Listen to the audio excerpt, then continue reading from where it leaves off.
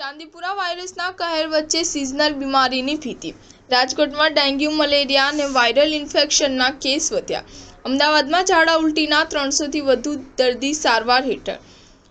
ગુજરાતમાં એક તરફ ચાંદીપુરા વાયરસના કારણે બાળકોના જીવ જોખમમાં મુકાયા છે, તો બીજી તરફ રાજ્યના વિવિધ જિલ્લાઓમાં મેઘરાજાની તોફાની બેટિંગને કારણે રોગચાળો ફાટી નીકળવાનો ખતરો વધ્યો છે। વરસાદી પાણી ભરાવવાના કારણે ગંદકી અને માખી મચ્છરનો ઉપદ્રવ, મચ્છરજન્ય અને પાણીજન્ય રોગોથી શહેરજનો બીમાર પડી રહ્યા છે। ત્યારે શરદી, ઉધરસ અને તાવ ઉપરાંત ડેન્ગ્યુ, મલેરિયા અને વાયરલ ઇન્ફેક્શનના કેસ નોંધાતા રાજકોટ અને અમદાવાદની સિવિલ હોસ્પિટલમાં દર્દીઓનો ઘસારો જોવા મળી રહ્યો છે। રાજકોટમાં હાલ ચાંદીપુરા વાયરસના કહેર વચ્ચે સિઝનલ બીમારીમાં વધારો થયો છે।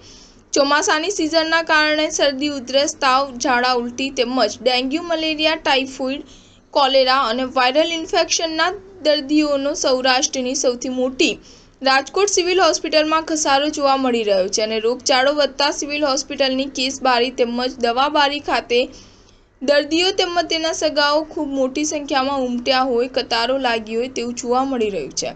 જોકે હાલ સ્થિતિ સંપૂર્ણપણે કાબૂમાં હોવાનું તેમજ બધી દવાઓ અને ઇન્જેક્શનના પૂરતા સ્ટોક સાથે પર્યાપ્ત સ્ટાફ હોવાનું સિવિલ હોસ્પિટલના મીડિયા કોઓર્ડિનેટર ડોક્ટર હેતલ ક્યાડાએ જણાવ્યું હતું।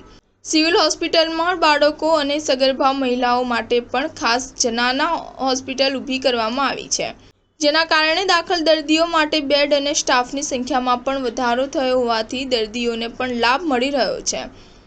સાથે પીએમજય કાર્ડના કારણે ગંભીર રોગના દર્દીઓ ખાનગી હોસ્પિટલમાં પણ સારવાર લેતા થયા હોવાથી ભારણ ઘટ્યું છે।